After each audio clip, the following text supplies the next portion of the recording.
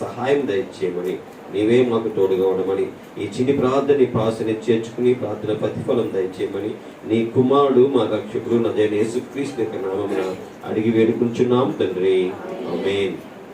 నిజంగా ఈ యొక్క సమయంలో ఇదొక రోజున మరొకసారి దేవుని యొక్క వాక్యాన్ని అందించడానికి ఈ స్థలంలో నేను రావడానికి దేవుడు నాకు ఇచ్చినటువంటి అవకాశాన్ని బట్టి ముందుగా దేవునికి ధన్యవాదాలు తెలియజేసుకుంటున్నాను. అదే విధముగా ఇక సంఘ కాపరి గారు అయినటువంటి రాజు గారికి, పాస్టర్ గారికి, వారి యొక్క కుటుంబానికి నా హృదయపూర్వక ధన్యవాదాలు. ఇక్కడ చేరినటువంటి విశ్వాసులందరికీ, పెద్దలకు నా హృదయపూర్వక ధన్యవాదాలు తెలియజేసుకుంటున్నాను. ఈ సంగమా నేడు దినము కొరకే ఏర్పాటు చేయబడిన వాక్య భాగం కనుక మనం చూస్తే, ఇక్కడ చదువుకున్నటువంటి వాక్యములో మనం చూసినట్లయితే కనుక అపోస్తుల కార్యములు 4వ అధ్యాయము 1 నుంచి కనుక మనం చూస్తే, వారు ప్రజలతో మాట్లాడుచుండగా యాజకులను, దేవాలయపు అధిపతి సద్దుకైలను వారు ప్రజలకు బోధించుటయు, యేసును బట్టి మృతుల్లో నుండి పునరుద్ధానము కలిగినని ప్రకటించుటయు చూచి కలవరపడి వారి మీదకు వచ్చి, ఇక్కడ ఏం చేస్తున్నారు అంటే కనుక కొంతమంది వ్యక్తులు కలవరపడుతున్నటువంటి విధానం మనం చూస్తున్నాం. దేని కొరకు వారు కలవరపడుతున్నారు అంటే గనక, యేసు మృతుల్లో నుండి లేచినటువంటి పునరుద్ధానం గురించి ప్రకటించినప్పుడు అక్కడ కలవరపడుతున్నటువంటి విధానం మనం చూస్తున్నాం. ఎవరు అంటే గనక అక్కడ ఉన్నటువంటి యాజకులను, దేవాలయపు అధిపతియు, ఇంకెవరంటే సద్దుకయ్యులు. ప్రాముఖ్యంగా ఈ సద్దుకయ్యులే యేసుక్రీస్తు యొక్క పునరుద్ధానం గురించి కలవరపడడంలో ప్రాముఖ్యమైనటువంటి పాత్రను వహిస్తున్నారు. నిజంగా అసలు ఈ యొక్క సద్దుకయ్యులు ఎవరు? మనం చూస్తే మన యొక్క బైబిల్ చదివేటప్పుడు కొత్త నిబంధనలో మనకి యేసుక్రీస్తు యొక్క బోధనలో మనకు కనిపించబడే వారు ఎవరంటే కనుక ఎక్కువగా పరిసయ్యులు కనబడతారు, శాస్త్రులు కనబడతారు, సద్దుకయ్యులు కనబడతారు. ప్రసంగమా మనం చూస్తే వీరందరూ ఎవరు అంటే కనుక వీరందరూ యూదులే. మనం ఆలోచన చేద్దాం, ఏమిటి అంటే కనుక అసలు ఈ సద్దుకయ్యులు అనేవారు ఎలా వచ్చారు అనే విషయాన్ని బైబిల్లో నుంచి కొన్ని చరిత్రకు సంబంధించినటువంటి కొన్ని ఆధారాలు మనం చూద్దాం. మనం చూస్తే కనుక క్రీస్తు పూర్వము 400 సంవత్సరాల క్రితము, అనగా మలాకీ దగ్గర నుంచి, అంటే చూడండి మన కొత్త నిబంధన అంటే యేసుక్రీస్తు గారు ఈ లోకానికి రాక మునుపు 400 సంవత్సరాల క్రితం, అనగా చివరి వ్యక్తిగా, చివరి ప్రవక్తగా మనం బైబిల్లో చూస్తున్నటువంటి వ్యక్తి అంటే కనుక మలాకీ. ఆ మలాకీ కాలం నుండి క్రీస్తు శకము అనగా 25వ సంవత్సరము బాప్తిస్మిచ్చే యోహాను వరకు, అంటే క్రీస్తు రాక మునుపు, అనగా యేసుక్రీస్తు ఈ లోకానికి రాక మునుపు ఈ లోకంలో యేసుక్రీస్తు గురించి, ఆయన యొక్క సువార్త గురించి సాక్ష్యముగా ఉన్నటువంటి వ్యక్తి ఎవరు అంటే కనుక బాప్తిస్మిచ్చేటువంటి యోహాను. ఆ కాలం వరకు ఉన్నటువంటి కాలాన్ని ఏమంటారంటే కనుక మాధ్యమిక నిబంధన కాలం అంటారు. ఏమంటారండి? మాధ్యమిక నిబంధన కాలము. ఈ మాధ్యమిక నిబంధన కాలాన్ని ఏమంటారంటే కనుక మనం చూసినట్లయితే కనుక నిశ్శబ్ద కాలంగా వర్ణిస్తూ ఉంటారు పూర్వీకులు గాని, ఆ యొక్క దేవుని యొక్క సేవకులు గాని ఈ కాలాన్ని ఎలా వర్ణిస్తారంటే కనుక నిశ్శబ్ద కాలంగా. ఎందుకు ఈ నిశ్శబ్ద కాలంగా వర్ణిస్తారు అంటే కనుక దేవుని యొక్క ప్రవచనాత్మకమైన సందేశం ఈ కాలంలో జరగలేదు. అంటే దేవుడు అంటే యేసుక్రీస్తు యొక్క రాకడకు ఆ యొక్క సమయంలో ఈ 400 సంవత్సరాల కాలంలో దేవుడు ఇశ్రాయేలుతో మాట్లాడలేదు. ఇంకా మనం చూస్తే దేవుని యొక్క ప్రవచనాత్మకమైనటువంటి సందేశం అనేది ఈ లోకంలో ఇవ్వబడినప్పుడు అప్పుడు ఏం చేయబడింది అంటే కనుక యూదులందరూ కూడా ఆయా రాజ్యాల చేత ఏం చేయబడ్డారంటే కనుక పట్టబడి పరిపాలించబడినటువంటి విధానం మనం చూస్తున్నాం. కాబట్టి ప్రసంగమా దేవుని యొక్క వాక్యంలో చూద్దాం.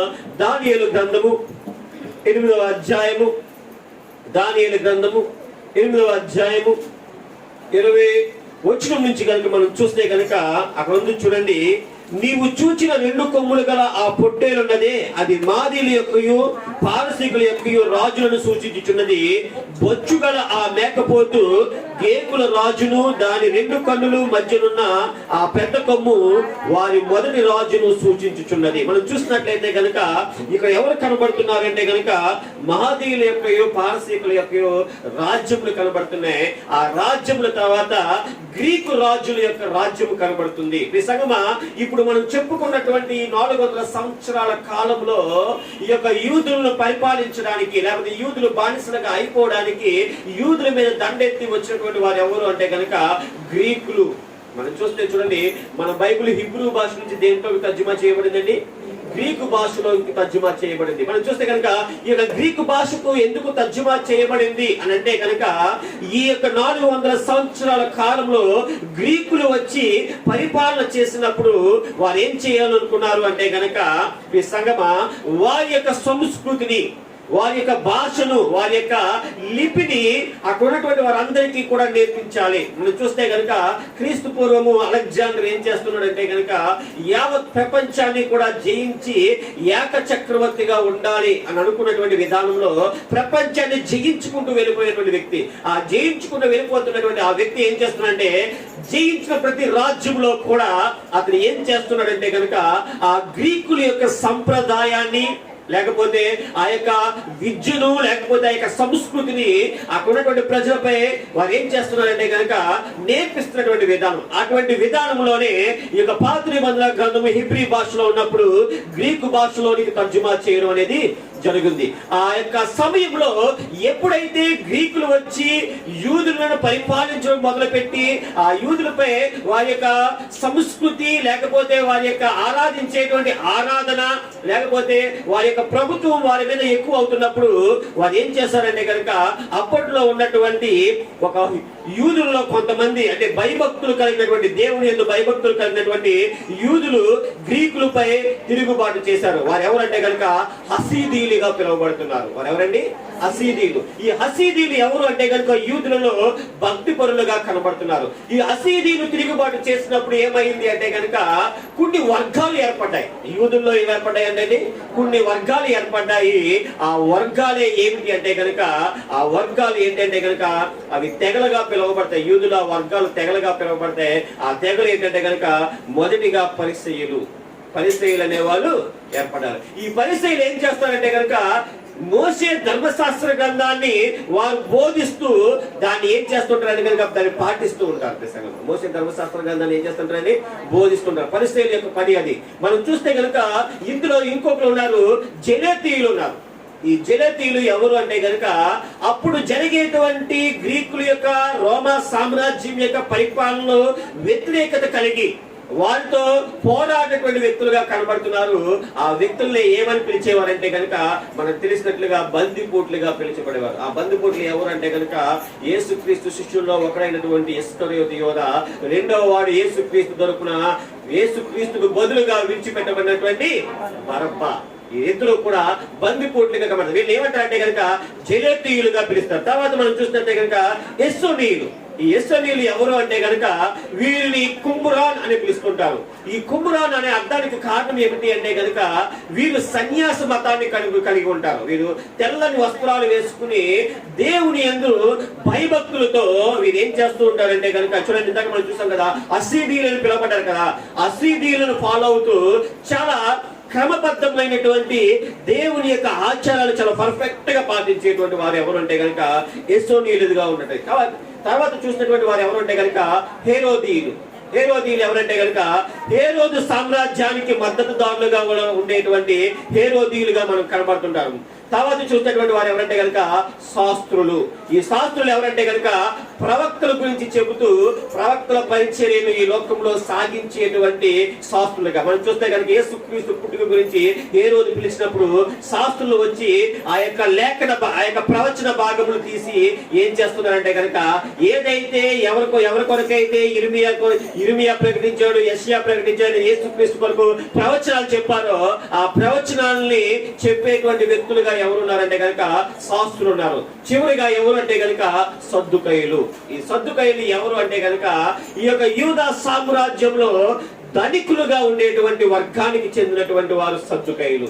ఈ సద్దుకైలు ఏం చేశారు అంటే కనుక, ఎప్పుడైతే గ్రీకు రాజ్యము యూదులలోనికి వచ్చిందో, ఆ వచ్చినప్పుడు గ్రీకులతో వీరు సహసంబంధం కలిగి ఉండి ఆ గ్రీకుల యొక్క సంప్రదాయాన్ని, సంస్కృతిని, ఆ విద్యను వీరు ఆహ్వానించి వారితో ఏకమై వీరేం చేశారంటే కనుక ఆ యొక్క గ్రీకు సంస్కృతిని వీరు ఎక్కువగా ఈ లోకంలో ఏం చేశారంటే కనుక వ్యాప్తి చెందించడానికి, అంటే యూదా మతంలో వ్యాప్తి చెందించడానికి ఎక్కువగా ఉపయోగపడినటువంటి వారు. ఇది ఏం చేస్తారంటే కనుక వీరు యాజకత్వం మీద, దేవాలయపు వ్యవస్థ మీద, ఇంకా ఉన్నటువంటి ప్రతి దాని మీద స్వాధీనం సంపాదించుకున్నటువంటి, అంటే ఒక అధికారాన్ని సంపాదించుకున్నటువంటి వ్యక్తులుగా సద్దుకైలు కనబడుతున్నారు. ఈ సద్దుకైలు ప్రాముఖ్యంగా నమ్మనిది ఏమిటి అంటే కనుక పునరుద్ధానం ఉంది అనే విషయాన్ని వీరు నమ్మరు. మీరు ఇంకా ఏం నమ్మరంటే కనుక దేవతలు ఉంటారు, అంటే దేవదూతలు ఉంటాయి, ఇంకా ఆత్మలు ఉన్నాయి అనే విషయాన్ని ఎవరు నమ్మరంటే కనుక ఈ సద్దుకైలు నమ్మరు. ప్రిసంగమా, అటువంటి సద్దుకైలు ఈ రోజు ఏం చేస్తున్నారంటే కనుక క్రీస్తు పునరుద్ధానుడై లేచి ఉన్నాడు, అంటే మృతుల్లో నుండి ఆయన లేచి ఉన్నాడు అనే మాటలు చెప్పగానే వారిలో ఏం మొదలైంది అంటే కనుక కలవరం మొదలైంది. యేసుక్రీస్తు ప్రభు వారి ఈ లోకంలో అసలు ప్రాముఖ్యంగా యేసుక్రీస్తు ప్రభు వారిని చంపడానికి కారణం ఏమిటి అంటే కనుక యేసుక్రీస్తు ప్రభు వారు ప్రకటించినటువంటి సువార్త ఏమిటి అంటే కనుక దేవుని యొక్క రాజ్య సంబంధమైనటువంటి సువార్త. ఆ దేవుని యొక్క రాజ్య సంబంధమైన సువార్తలో ఆయన ఏం చేస్తున్నాడంటే కనుక ఈ లోకాన్ని విడిచిపెట్టి మనం ఎక్కడికి వెళ్ళాలంటే దేవుని దగ్గరికి వెళ్ళాలి. దేవుని దగ్గరికి వెళ్ళాలంటే మీరు ఏదైతే ధర్మశాస్త్ర గ్రంథాన్ని ఆధారం చేసుకుని పాపం చేస్తున్నారో ఆ పాపాన్ని విడిచిపెట్టి దేవుని యందు విశ్వాసం ఉంచి దేవుని వెంబడించండి. అది మిమ్మల్ని ఎక్కడికి తీసుకువెళ్తుందంటే దేవునికి దగ్గరికి తీసుకువెళ్తుంది అనే మాటలు దేవుని యొక్క వాక్యం ద్వారా చెప్తున్నప్పుడు ఆ మాటను అంగీకరించినటువంటి వారు, ఎందుకంటే కనుక ఇందులో సద్దుకైలు పునరుద్ధానం గురించి అంగీకరించులు, మిగతా వారు ఏంటంటే కనుక వారికి వచ్చేటువంటి అధికారం పోతుందేమో అని, లేకపోతే వారిని వెంబడించేవారు వారిని వెంబడించకుండా ఈ యేసుక్రీస్తుని వెంబడిస్తారేమో అనేటువంటి భయంతో యేసుక్రీస్తుని చంపినటువంటి విధానాన్ని మనం చూస్తున్నాం. ఈ రోజు చదవబడినటువంటి వాక్యంలో యోహాను సువార్త 18వ అధ్యాయము మనం చూసినట్లయితే కనుక యోహాను సువార్త 18వ అధ్యాయము 10 నుంచి కనుక మనం చూసినట్లయితే కనుక అక్కడ చూడండి, సీమోను పేతురు వద్ద కత్తి ఉన్నందున అతను దాన్ని దూసి ప్రధాన యాజకుని దాసుని కొట్టి అతని కుడి చెవి తెగనరికెను. ఆ దాసుని పేరు మల్కా.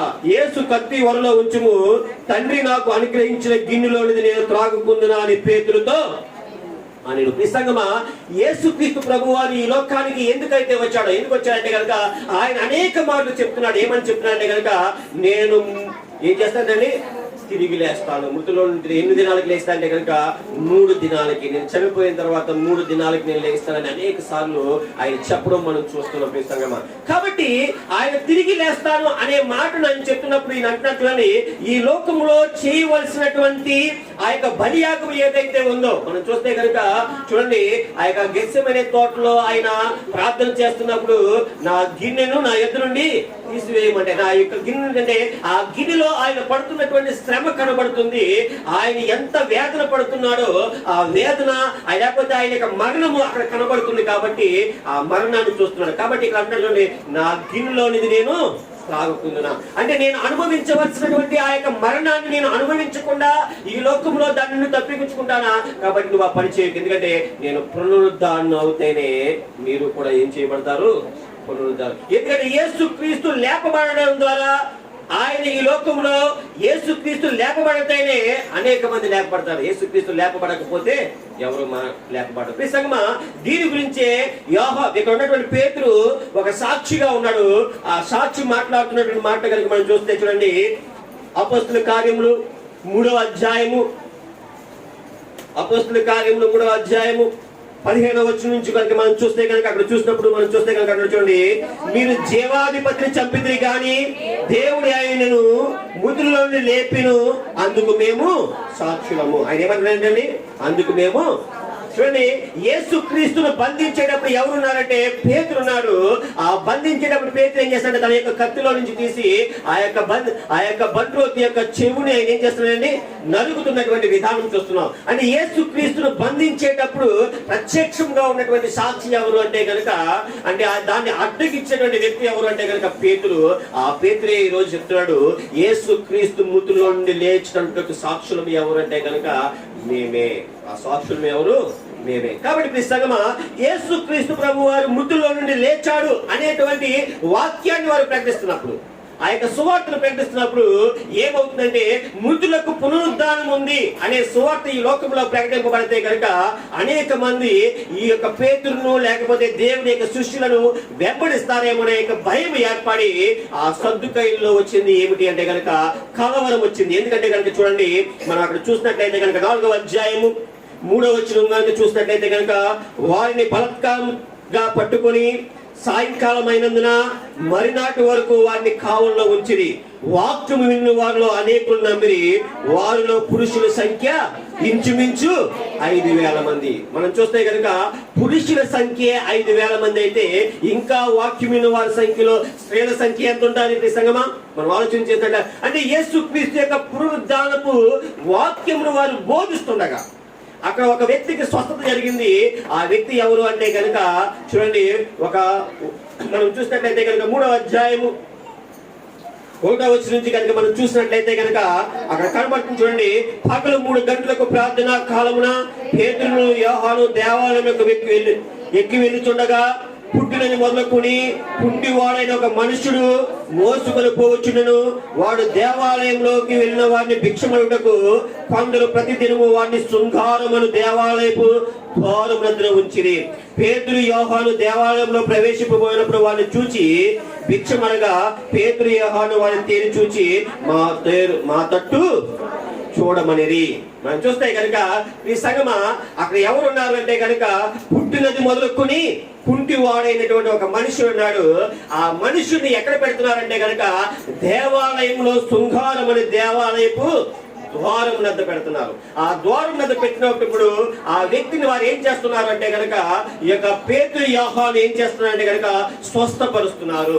ఆ స్వస్థపరిచినప్పుడు ఎందుకు ఈ వ్యక్తి ఎలా స్వస్థపరచబడ్డాడు అంటే కనుక వారు చెప్తున్నటువంటి మాట ఏమిటంటే కనుక చూడండి, 4వ అధ్యాయము 10వ వచనం కనుక మీరు చూసినట్లయితే కనుక అక్కడ మీరందరూ ఇశ్రాయేలు ప్రజలందరూ తెలుసుకోవాల్సింది ఏమనగా, మీరు సిలువ వేసినట్టు మృతుల నుండి దేవుడు లేపినట్టు నజరేయుడైన యేసుక్రీస్తు నామమునే వీరు స్వస్థత పొంది మీ ఎదుట నిలిచి ఉన్నాడు. ఎవరి యొక్క నామంలో అంటండి? యేసుక్రీస్తు యొక్క, నజరేయుడైన యేసుక్రీస్తు యొక్క నామం. ఎవరు ఆ యొక్క నజరేయుడైన యేసుక్రీస్తు అంటే కనుక, మీరు ఎవరినైతే సిలువ వేసి చంపేశారో ఆ వ్యక్తి ఎక్కడి నుంచి లేచాడంటే కనుక మృతులలో నుండి లేచి పునరుద్ధానుడై ఉన్నాడు. ఏమైనాడంటే పునరుద్ధానం. ఆ పునరుద్ధానుడైనటువంటి దేవుని యొక్క పరిశుద్ధమైనటువంటి నామంలో తప్ప ఇంకెక్కడ ఏ నామంలో కూడా వీరికి అక్కడ 12వ వచనం కనుక మనం చూసినట్లయితే కనుక, మరి ఏ నామం వలన రక్షణ కలగదు, ఈ నామముల వలననే మనకు రక్షణ పొందవలన గాని ఆకాశము కింద మనుషుల్లో ఇవ్వబడిన మరి ఏ నామమున రక్షణ పొందలేమనెను. అంటే నజరేయుడైన యేసుక్రీస్తు యొక్క నామములో తప్ప ఏ నామములో కూడా ఏం చేయబడదు అంటే కనుక రక్షణ కలగదు. ఆకాశము కింద ఉన్నటువంటి ఏ నామములో కూడా రక్షణ కలగదని ఎవరు చెప్తున్నారంటే కనుక అక్కడ ఉన్నటువంటి పేతురు యోహాను చెప్తున్నారు. సంగమా, ఆ పేతురు యోహానులు సాక్షులుగా ఉండి చెప్తున్నప్పుడు దేని కొరకు చెప్తున్నారు అంటే కనుక పునరుద్ధానం గురించి వారు చెప్తున్నారు. ఆ పునరుద్ధానం గురించి వారు చెప్తున్నప్పుడు వారిలో ఏం జరిగింది అంటే కనుక కలవరం మొదలైంది. ఎందుకు ఈ పునరుద్ధానం, దేని కొరకు ఈ పునరుద్ధానం ఇవ్వబడింది అంటే కనుక దేవుని యొక్క వాక్యం చెప్తుంది. చూడండి, అపోస్తుల కార్యములు 17వ అధ్యాయము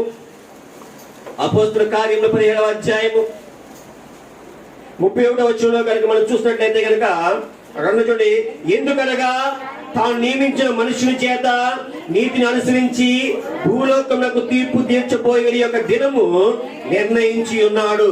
మృతుల నుండి ఆయన లేపినందున దీని నమ్ముటకు అందరికి ఆధారము కలగజేసి ఉన్నారు. నిజంగా మనం చూసినట్లయితే కనుక, మనం ఆలోచన చేసినట్లయితే కనుక మనందరికీ తీర్పు తీర్చబోయేటువంటి ఒక దినం ఉందంట. ఆ దినములో మనమందరము కూడా ఎక్కడికి వెళ్ళాలంటే కనుక దేవుని ఎద్దుకు వెళ్ళాలి.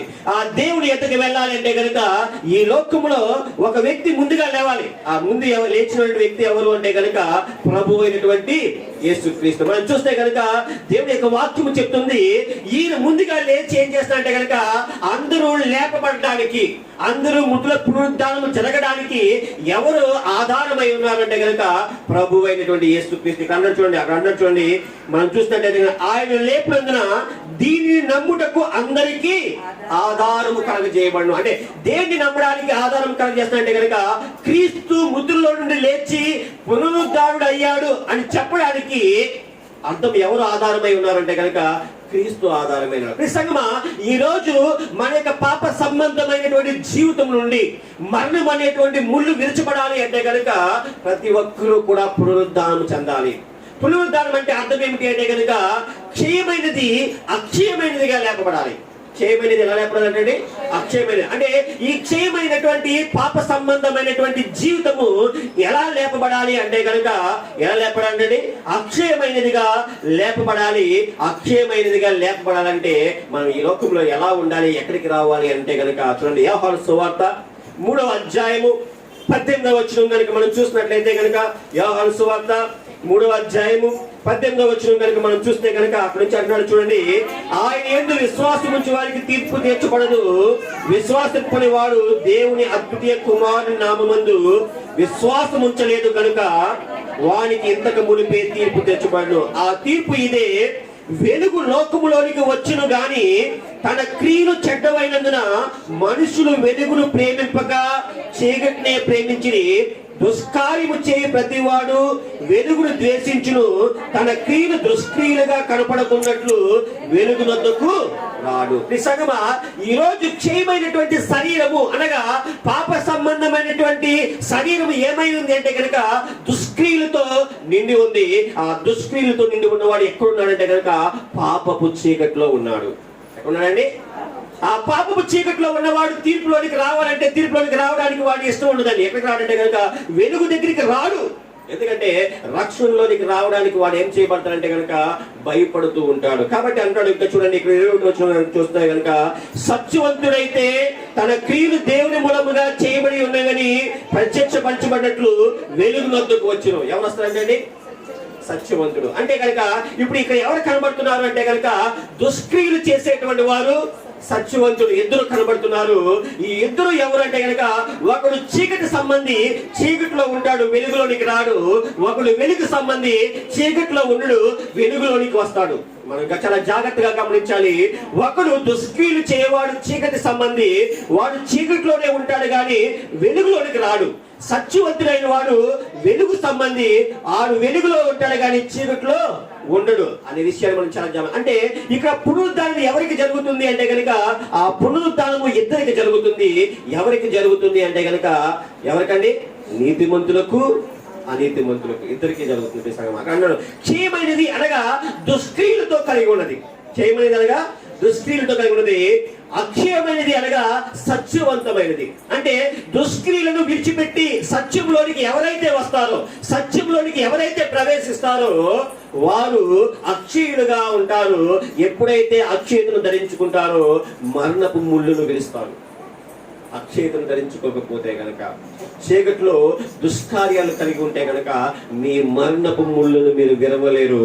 మీ మరణపు ముళ్ళును మీరు విరవలేరంటే మీరు ఎక్కడికి వెళ్ళిపోతారు అంటే గనక ఎక్కడికి వెళ్ళిపోతారండి?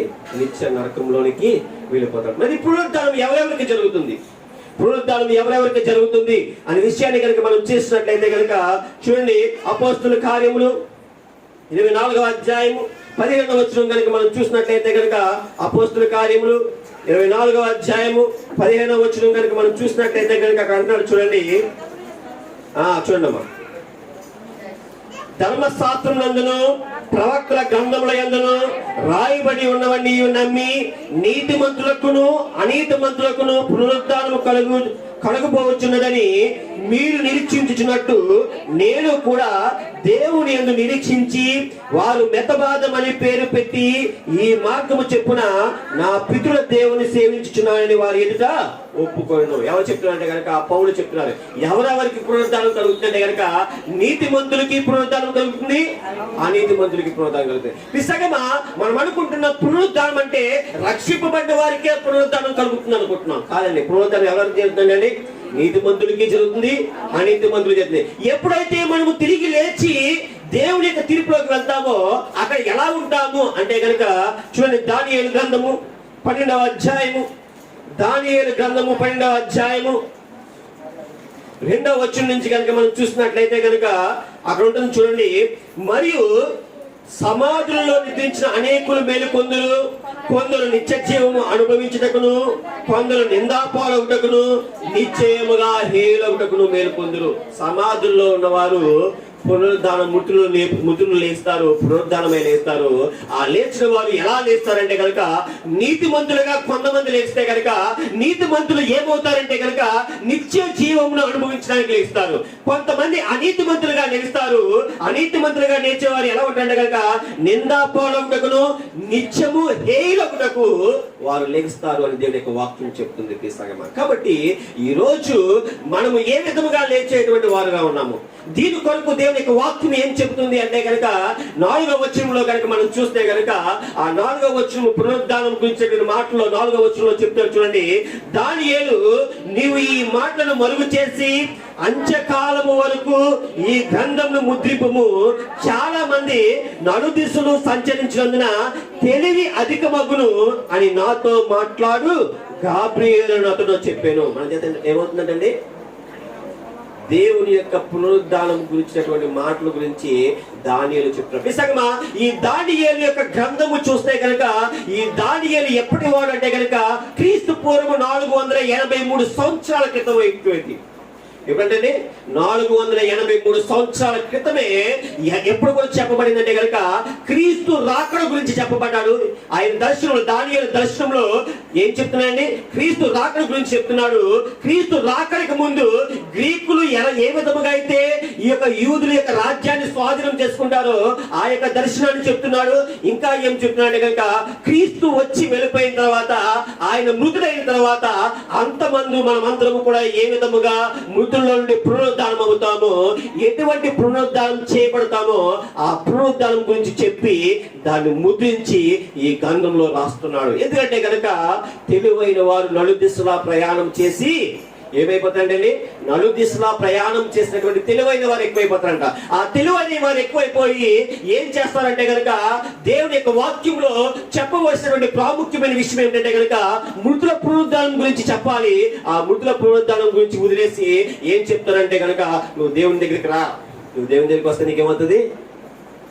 ఏమొస్తుంది? నీ దేవుని దగ్గరికి వస్తే మేలు జరుగుతుంది. సంగమా, దేవుని దగ్గరికి వస్తే దేవుని నమ్ముకో, నీ కుటుంబం బాగుపడుతుంది. దేవుని నమ్ముకో, నీకు ఆస్తులు వస్తాయి. దేవుని నమ్ముకో, నీకు మేలు జరుగుతుంది. లేకపోతే దేవుని నమ్ముకో, నీకు అనేకమైన అద్భుతాలు జరుగుతాయని ఈ లోకంలో దేవుని యొక్క వాక్యం చెప్పబడుతుంది. కానీ దేవుని దగ్గరికి రా, నువ్వు పునరుద్ధానం పొందుకుని ఎక్కడికి వెళ్తావంటే నిత్య జీవములకు వెళ్తావు అనే వాక్యము ప్రకటింపబడడం మానేస్తుంది. అందుకే అంటున్నాడు, మనం చూస్తే కనుక సంగమా తిమోతి గ్రంథము 2వ తిమోతి గ్రంథము 2వ అధ్యాయము 17వ వచనంలో కనుక మనం చూస్తే కనుక 2వ తిమోతి గ్రంథము 2వ అధ్యాయము 16వ వచనం నుంచి కూడా చదవండమ్మా.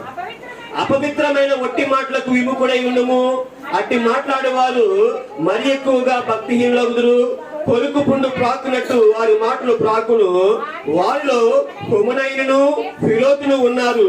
వారు పునరుద్ధానము గతించినని చెప్పుచు సత్య విషయమై తప్పిపోయి కొందరి విశ్వాసమును తెలుపుచున్నారు. ఏం చేస్తానంటే ఈ లోకంలో కొందరు పునరుద్ధానం కొరకు చెప్పకుండా ఏం చేస్తున్నారంటే కనుక సంగమా వారు ఏం చేస్తారంటే పునరుద్ధానం లేదు, గతించిపోయింది, పునరుద్ధానం అయిపోయిందని చెప్పి ప్రకటించి ఏం చేస్తారంటే కనుక వారు చెడిపోయి ఏం చేస్తారంటే వారు చెడిపోయి అనేక మందిని చిడుపుతున్నటువంటి విధానం మనం చూస్తున్నాం ప్రిసంగం. అందుకే అన్నాడు చూడండి, మత్తయి సువార్త 23వ అధ్యాయము 13-14 వచనాల్లో కనుక మనం చూస్తే కనుక మత్తయి సువార్త 23వ అధ్యాయము 13-14 వచనాల్లో కనుక మనం చూసినట్లయితే కనుక అయ్యో వ్యాసదారులైన శాస్త్రులారా, పరిసయ్యులారా, మీరు మనుషులు ఎదుట పరలోకమును మూయుదురు, మీరందులో ప్రవేశింపు వారిని ప్రవేశింపు.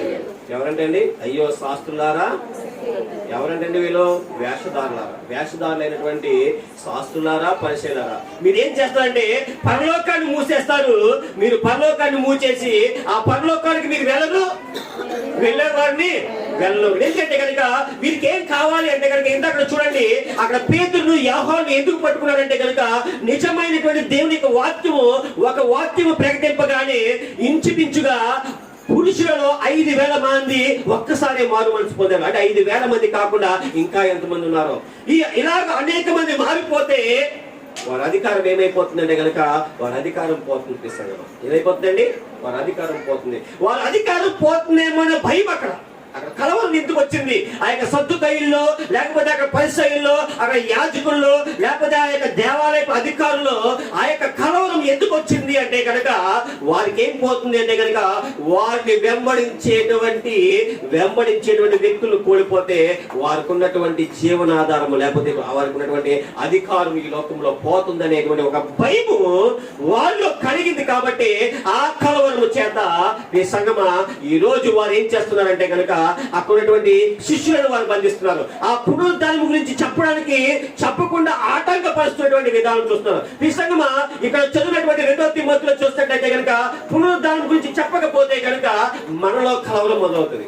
ఏం మొదలవుతుంది అంటే అది ఎందుకంటే కనుక పునరుద్ధానం గురించి తెలుసుకోకపోతే నువ్వు పునరుద్ధానమై దేవుని దగ్గరికి నిత్య జీవాన్ని అనుభవించడానికి వెళ్తున్నావా, లేకపోతే నిందా పాలవడానికి వెళ్తున్నావా, ఎటువంటి స్థితిలో నువ్వు ఉండాలి, వెలుగులో ఉన్నావా, చీకట్లో ఉన్నావా అనే విషయం నువ్వు తెలుసుకోకపోతే కనుక, నువ్వు తెలుసుకుని ఆ విషయం కొరకు నువ్వు ఆలోచించకపోతే కనుక నువ్వేమైపోతావు అంటే కనుక నువ్వు నాశనం అయిపోతావు. కాబట్టి అప్పుడు నీ జీవితంలో ఏమవుతుందంటే కనుక నీ జీవితంలో కలవరం పొందుతుంది. నిజంగా మనుషుల జీవితంలో కలవరాన్ని పుట్టించడానికి, మనుషుల యొక్క తలుపులలో కలవరాన్ని రేకెత్తించడానికి అపవాది చేస్తున్నటువంటి క్రియలు ఏంటంటే కనుక ఆ సద్దుకైల ద్వారా, ఆ పరిచయుల ద్వారా, లేకపోతే ఆ యొక్క అధికారుల ద్వారా వారికి అధికారం అనే దాహాన్ని చూపించి వారు ఏం చేస్తున్నారంటే కనుక మనుషుల యొక్క పునరుద్ధానం గురించి ప్రకటించకుండా చేస్తున్నాడు. ఇక్కడ సంఘంలో ఒక పెద్దగా ఉన్నటువంటి హుమనైను, ఫిలోతు అనేటువంటి వ్యక్తులు ఏం చేస్తున్నారంటే కనుక ఆ తిమోతి సంఘంలో ఉన్నటువంటి ఆ వ్యక్తులు ఏం చేస్తున్నారంటే కనుక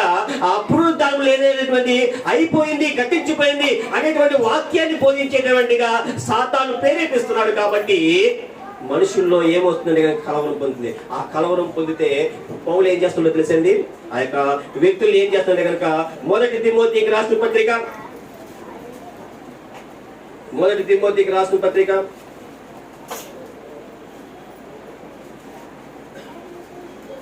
1వ అధ్యాయము 19వ వచనం కనుక మనం చూస్తే కనుక కంట్రోల్ చూడండి. 1వ అధ్యాయం 19వ వచనం చూస్తే కనుక అట్టి మనస్సాక్షిని కొందరు త్రోసివేసి విశ్వాస విషయమైన ఓడ బద్దలైపోయిన వారు వలె చెడి ఉన్నారు. వారిలో హుమనైను, అలెగ్జాంద్రు ఉన్నారు.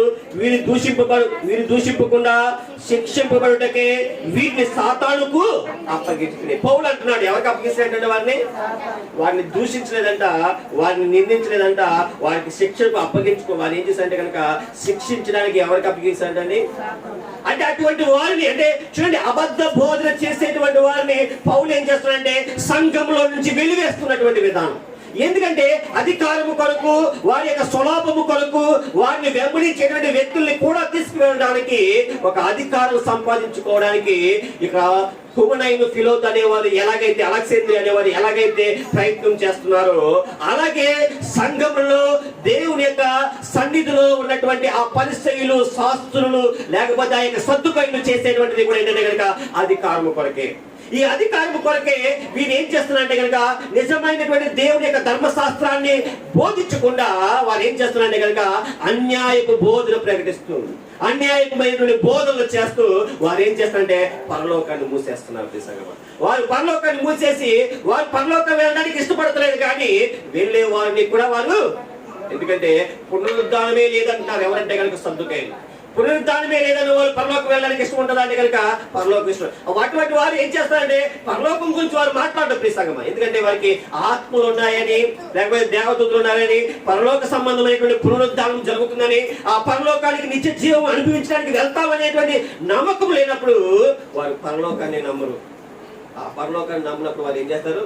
పరలోకంలోకి వారు వెళ్ళరు, వెళ్ళేవారిని వెళ్ళరు. నిజంగా అటువంటి వారు ఈ లోకంలో చాలా మంది ఉంటారు. ఎందుకంటే అధికారం కొరకే ఆశపడుతూ అధికారం అనుభవించడానికి వారు ఎక్కువగా ఇది పడుతూ వారు ఏం చేస్తున్నారంటే కనుక నిజంగా వారు ఏం చేస్తున్నారంటే పరలోకాన్ని మూసేస్తున్నారు. దేవుడు అంటున్నాడు ఏమంటాడు, ఆయన మృతుల్లో నుండి పునరుద్ధానమై లేచిన తర్వాత క్షయమైనటువంటి ఈ శరీరాన్ని ఈ లోకంలో విడిచిపెట్టి అక్షయతను ధరించుకుని మరణపు ముళ్ళుని విరిచి ఆయన ఎక్కడున్నాడండి, ఆరోహణమై ఎక్కడున్నాడంటే కనుక ఆరోహణమైనప్పుడు భూమి యొక్క కింద భాగంలోకి దిగి చెరగా పట్టుకుని ఆయన ఎక్కడికి వెళ్ళాడంటే ఆకాశం యొక్క పై భాగంలోకి వెళ్ళాడు.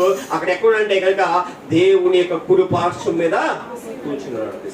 ఆ దేవుని యొక్క కుడి పార్శ్వం మీద దేవుని యొక్క సింహాసనం మీద కూర్చున్నటువంటి ఆయన అంటాడు, మీరు మృతులై ఉన్నప్పుడు మీరు కనుక సత్యవంతులైతే కనుక ఏమనిపిస్తాను, నేను నిత్య జీవనం అనిపిస్తాను. ఎక్కడికి వస్తానంటే కనుక నేను ఏ విధముగా అయితే దేవుని యొక్క కుడి పార్శ్వం మీద సింహాసనం మీద కూర్చున్నానో అదే సింహాసనం మీద మీ అందరూ కూడా కూర్చుంటారు. ఎక్కడ కూర్చుంటారంటండి, దేవుని ఇచ్చేటువంటి గొప్ప అధికారం ఏంటంటే కనుక చాలా గొప్ప అధికారం ఇస్తున్నాడు నిజంగా, దేవునితో సమానముగా కూర్చోగలిగేటువంటి అధికారం. నిజంగా ఒకసారి మీతో చెప్పినప్పుడు ఒక విషయం కొరకు చెప్పాను ఏంటంటే కనుక దేవుని యొక్క తగ్గింపు ఏ విధంగా ఉంటుంది, దేవుడి ఇచ్చేటువంటి అధికారం ఎలా ఉంటుంది. అధికారం కోసం చెప్పినప్పుడు మనం ఎలా ఉండాలంటే కనుక అధికారి ఏమై ఉండాలంటే పనివాడే ఉండాలి, దాసుడుగా ఉండాలి. ఎలా ఉండాలంటే కనుక అధికారి ఎలా ఉండాలో చెప్తున్నాడు దేవుడు. ఒక మాదిరిని చూపిస్తున్నాడు. మనం మీకు ఒకసారి చెప్పాను ఎలా అంటే కనుక యేసుక్రీస్తు ఏ విధంగా అయితే పాదములు కడిగాడో అదే విధంగా ఒకరితో ఒకరు పాదములు కడుక్కొని ఒకరిని ఒకరు ఆదరించుకోండి. అటువంటి అధికారం కలిగి ఉండండి. అంటే కనుక ఈ లోకంలో మనకి ఏ అధికారం కావాలండి, మనం వెంబడించేటువంటి అధికారం కావాలి. మనము ఉన్నతమైనటువంటి స్థితిలో కూర్చునేటువంటి అధికారం కావాలి. ఒక సింహాసనం వేసుకుని ఆ సింహాసనం మీద ఘనత పొందుకునేటువంటి ఘనమైనటువంటి స్థితిలో కూర్చోగలిగేటువంటి స్థితిలో మనం ఉండాలి. చూడండి ఎక్కడ ఉండాలంటే కనుక ఎత్తైన స్థలం ఏదైతే ఉంటుందో ఆ ఎత్తైన స్థలంలో కూర్చుంటే చాలనుకుంటాం. ఈ యొక్క భూమి మీద ఎత్తైన స్థలం ఏదండి, ఎత్తైన స్థలం ఏంటంటే భూమి మీద ఎవరెస్ట్ శిఖరం కదండి. ఎవరెస్ట్ శిఖరమే బాగా అయితే ఆ ఎత్తైన ఎవరెస్ట్ శిఖరం మీద ఒక కుర్చీ వేసుకుని ఆ కుర్చీ మీద అబ్బా నాకు అధికారం ఇవ్వబడిందని అధికారిగా కూర్చున్నావు అనుకోండి, నీకంటున్నాడు దేవుడు నువ్వు తిరిగిరా, నేను లేపుతాను, నీకు నిత్య జీవాన్ని ఇస్తాను, నీతో నాతో పాటు సమానమైనటువంటి సింహాసనాన్ని నీకు ఇస్తానంటే మాకు ఆ సింహాసనం వద్దు, దేవుని యొక్క పునరుద్ధరణ వద్దు. ఈ లోకంలో నాకేం కావాలి అంటే కనుక అధికారమే కావాలి. ఆ అధికారం ఏంటంటే కనుక ఈ లోకంలో కూర్చునేటువంటి సింహాసనం కావాలని శాస్త్రులు, పరిసయ్యులు, ఆ యొక్క సద్దుకయ్యులు లేకపోతే ఆ యొక్క ఉన్నటువంటి ప్రతి ఒక్కరు కూడా అధికారం కొరకు పోరాడుతూ దేవుని యొక్క వాక్యాన్ని ఈ లోకంలో ప్రకటించకుండా చేస్తున్నారు. ఈ రోజు ఈ లోకంలో దేవుని యొక్క వాక్యాన్ని ప్రకటించకుండా చేసేటువంటి అనేక మంది సంఘాల్లో గాని సంఘేతలలో గాని చేసేటువంటి పని ఏంటంటే కనుక అధికారం కొరకే చేస్తున్నారు. ఆ అధికారం కొరకు ఉన్నతమైన స్థలాల్లో కూర్చోనుకుంటున్నారు సంగమా. మరి ఉన్నతమైన స్థలాల్లో కూర్చుంటే నువ్వు ఎక్కడ అనుకుంటావు, నువ్వు అనుకుంటావు ఈ భూమి మీద ఒక ఉన్నతమైన స్థలం. చూడండి అక్కడ కూర్చోవడం కన్నా ఇక్కడ కూర్చోవడం చాలా గొప్పగా ఫీల్ అవుతాం లేదండి. అక్కడ కూర్చోవడం కన్నా ఈ ఆల్టర్ మీద కూర్చుంటే బాగుంది అనుకుంటాం. మనం మీటింగ్ పెట్టినప్పుడు స్టేజ్ చేస్తే స్టేజ్ మీద కూర్చోవాలనుకుంటాం నిజంగా. కానీ ఉన్నతమైన స్థితిలో కూర్చోవాలి, ఉన్నతమైన అధికారం కావాలి అని అనుకున్నప్పుడు నిజంగా మనం చేసేటువంటి ఆలోచనలు మన యొక్క తలంపులు బట్టి నువ్వు ఎక్కడున్నావంటే నీ జీవితంలో నువ్వు అనుకుంటావు ఉన్నతమైన స్థితిలో కూర్చున్నానని నువ్వు అనుకుంటున్నావు. కానీ నువ్వు ఎక్కడున్నావో తెలుసండి, ఎక్కడున్నావండి, భూమి ఏమై ఉంది దేవునికి పాదపీఠమై ఉంది. అంటే నువ్వు ఒక భూమి మీద ఒక ఉన్నతమైన స్థలంలో ఒక ఎత్తైన కొండ మీద నువ్వు కుర్చీ వేసుకుని కూర్చుంటే నువ్వు ఎక్కడున్నావు తెలుసా అంటే కనుక దేవుని యొక్క అధికారుల కింద ఉన్నావు. దేవుని అధికారులు ధూళి ఎలాంటిదో అటువంటి ధూళి అయినటువంటి హీనమైన స్థితిలో ఉన్నావు. అందుకన్నాడు దేవుడు తగ్గించుకున్నవాడు హెచ్చింపబడును, హెచ్చించుకున్నవాడు తగ్గించబడు. నువ్వు హెచ్చింపబడి ఎక్కడైతే ఉన్నతమైన స్థలంలో ఉండాలనుకుంటావో దేవుడు అంటాడు నువ్వు నా కాలు కింద ఉన్నావు. నువ్వు తగ్గించుకోని ఒక దాసుడుగా నీ ఉండు, నేను నిన్ను ఎక్కడ ఉంచుతానంటే కనుక నా యొక్క రాజ్యంలో నేను ఏర్పాటు చేసినటువంటి సింహాసనంలో నాతో పాటు సమానంగా మిమ్మల్ని కూర్చోబెడతాను దేవుడు. మనం అనుకుంటున్నాం అటువంటి స్థితి మనకొద్దు, అక్కడ కూర్చునే అవకాశం మనకొద్దు అని చెప్పి ఈ లోకం కోసం ప్రయత్నం చేస్తాం. ఈ లోకంలో ఉన్నటువంటి అధికారం కోసం మనం ఏం చేస్తుంటామని ఆకులు ఆడుతుంటాం. కాబట్టి ప్రస్తుతంగా మనం ఏటువంటి ఆలోచన కలిగి ఉన్నాం. మనకి పునరుద్ధానం అంటే ఏ పునరుద్ధానం జరుగుతుంది అంటే కనుక అందరూ అనుకుంటారు పునరుద్ధానం జరుగుతుంది, పునరుద్ధానం జరుగుతుంది అంటే కనుక పునరుద్ధానం అందరికీ జరుగుతుంది. ఎవరు చేస్తుందంటే నీతిమంతులకి జరుగుతుంది. ఆ యొక్క పునరుద్ధానం జరిగిన తర్వాత దేవుని యొక్క సన్నిధికి ఆ యొక్క తీర్పుకి వెళ్ళిన తర్వాత ఎవరెక్కడికి వెళ్తారంటే నీతిమంతులైతే సత్యవంతులైతే నిత్య జీవంలోకి వెళ్తాడు. దుష్క్రియలు చేయవాడైతే గనక ఎక్కడికి వెళ్తారండి, వాడైనా నిందాపాలవడానికి నిత్యమైన హీలవడానికి వారు ఏం చేయబడతారంటే కనుక త్రోసివేయబడతారు అనే విషయాన్ని మనం చాలా జాగ్రత్తగా గమనించుకోవాలి. కాబట్టి సంగమా, ఇటువంటి పునరుద్ధానము మనం చేయాలి. ఇటువంటి పునరుద్ధానంలో మనం నిలిచి ఉండాలి. ఆ పునరుద్ధానం మనకు అవసరమా కాదా? ఈ రోజు అటువంటి పునరుద్ధానం గురించి ప్రకటించడానికి అనేక మంది హతసాక్షులు అయిపోతున్నారు. ఇక 12 మంది శిష్యులు హతసాక్షులు అయిపోయారు. ఆ 12 మంది శిష్యులు కూడా దానికే సాక్షులుగా ఉన్నామని ఆ సాక్ష్యాన్ని ఈ లోకంలో ప్రకటిస్తూ ఆ సాక్ష్యం కొరకే హతసాక్షులు అయిపోయినటువంటి వ్యక్తులుగా ఈ లోకంలో ఉన్నారు. కాబట్టి ఆ పునరుద్ధానం చాలా విలువైనది నీ జీవితానికి, నా జీవితానికి. దాన్ని గ్రహించుకోవాలి. ఈ లోకంలో మనం చేసేటువంటి క్రియలు, మనం చేసేటువంటి తలపులు, మనం చేసేటువంటి పనులు ఎటువంటివి ఉన్నవి? దుష్క్రియలు ఎటువంటివి ఉన్నాయా? అవి చీకట్లో ఉండేటువంటిగా ఉన్నాయా? ఈ రోజుకి దేవుడు వెలుగులోనికి రమ్మని నిన్ను పిలుస్తుంటే ఆ దుష్క్రియలతో నువ్వు నిండిపోయి వెలుగులోనికి రాకుండా ఇంకా చీకట్లోనే జీవిస్తున్నావేమో. ఒకసారి మనల్ని మనం ఏం చేసుకోవాలంటే కనుక పరీక్షించుకోవాల్సినటువంటి అవసరం చాలా ఉంది. ఈ సంగమా, రేపొద్దున నువ్వు పునరుద్ధానం అయితే కనుక దేవుని రాకడ ఎప్పుడో మనకు తెలియదు. ఏ సమయం వస్తుందో కూడా. ఎందుకంటే మనకు జరుగుతున్న ప్రతిదీ కూడా అంతమునకు దగ్గరగా ఉన్నాం. కాబట్టి మెలకువగా ఉండాలి. మెలకువగా ఉండాలంటే నువ్వు ఏ పునరుద్ధానానికి వెళ్ళడానికి సిద్ధంగా ఉన్నావో ఆ సిద్ధపాటు ఇప్పుడే కలిగి ఉండాలి. మనం ఎలాగలండి? నిందాపాలవడానికి వెళ్ళాలా? నిత్య జీవం పొందడానికి వెళ్ళాలా? అంటే నిత్య జీవం పొందడానికి అంటే మన నిత్య జీవంలోకి వెళ్ళేటువంటి స్థితిని కలిగేటువంటి సత్యమైనటువంటి నీతియుక్తమైనటువంటి జీవితం ఎవరిలో ఉండాలి అంటే కనుక మనలో ఉండాలి. అందుకే దేవుని యొక్క వాక్యములు ఆయన చెప్తున్నాడు, నీతిమంతుడైనటువంటి వాడిని మీరు ఏం చేశారంటే కనుక ఏం చేశారండి? సిలువ వేసి చంపేశారు. ఆయన ఏమై ఉన్నాడు అనే విషయాన్ని కనుక మనం చూస్తే కనుక ఆ యొక్క అపోస్తలుల కార్యాలు 3వ అధ్యాయంలో అక్కడ 15వ వచనంలో ఆయన చెప్తున్నటువంటి మాట కనుక మనం చూస్తే కనుక ఆయన ఏం చెప్తున్నాడు అంటే కనుక అపోస్తలుల కార్యం 3వ వచనం అంటున్నటువంటి, మీరు జీవాధిపతిని చంపితిరి కానీ దేవుడు ఆయన మృతుల్లో నుండి లేపిన అందుకు మేము సాక్ష్యమైన. ఆ పైన 14వ వచనంలో చూస్తే కనుక, మీరు పరిశుద్ధులను నీతిమంతుడైన వాడిని నిరాకరించి నరహంతకుడైన మనుషుని మీకు అనుగ్రహింపమని అడిగితే మీరు ఎవరిని విడిచిపెట్టారంటే మీరు పరిశుద్ధులను నీతిమంతుడైన వాడిని నిరాకరించి. మనం ఎవరిని నిరాకరించకూడదు అంటే కనుక నీతిమంతుని, పరిశుద్ధిని మనము నిరాకరించకూడదు. ఆ నీతిమంతుడు మనకు ఆధారమై ఉన్నలాగా మనము కూడా ఈ లోకంలో ఏమై ఉండాలి అంటే కనుక నీతిమంతులుగా ఉండాలని దేవుని యొక్క వాక్యం చెప్తుంది. కాబట్టి అట్టి విధముగా ఈ రోజు మనము కలవరం చెందేటువంటి వ్యక్తులుగా కాకుండా నిర్భయముగా, ఏ సందేహము లేకుండా దేవుళ్ళలో మనం బలమైనటువంటి వ్యక్తులుగా పునరుద్ధానం పొందడానికి మనం ఎలా ఉండాలంటే కనుక బలమైనటువంటి సాధనముగా ఉండేలాగా. ఎందుకంటే నీతిమంతుడైన దేవుడు మన కొరకు చనిపోయి ఆయన మృతుడై మొదటి లేచేటువంటి వ్యక్తిగా ఉన్నాడు. ఆయనతో పాటు మనం అందరం కూడా ఏమవ్వాలండి? ఆయన తిరిగి వచ్చేటువంటి 2వ రాకడలో ఆయన మహిమా యాత్రలో మనము కూడా పాలుభాగస్తులుగా ఉండడానికి మనము కూడా మృతుల్లో నుండి లేచేవారుగా ఉండాలి. ఆ మృతుల్లో నుంచి లేచినప్పుడు మనం ఎలా ఉండాలి అంటే కనుక నిత్య జీవమును అనుభవించడానికి వెళ్ళేటువంటి వారుగా ఉండాలి. అంతే తప్ప నిందాపాలను తేలవడానికి మనం వెళ్ళకూడదని దేవుని యొక్క వాక్యం చెప్తుంది. కాబట్టి మనలో ఉన్నటువంటి కలవరాన్ని తీసేసుకుని మనం ఎలా ఉండాలంటే కనుక నిర్భయముగాను, ధైర్యముగాను ఈ లోకంలో జీవించే వారుగా ఉండాలని దేవుని యొక్క వాక్యం చెప్తుంది. కాబట్టి దేవుడి యొక్క వాక్యం తన వెనుకలో ఆధారము చేసుకుని దీవించులాగా దేవుడి యొక్క వాక్యం తన వెనుకలో దీవించి ఆస్వాదించును గాక. ఆమేన్.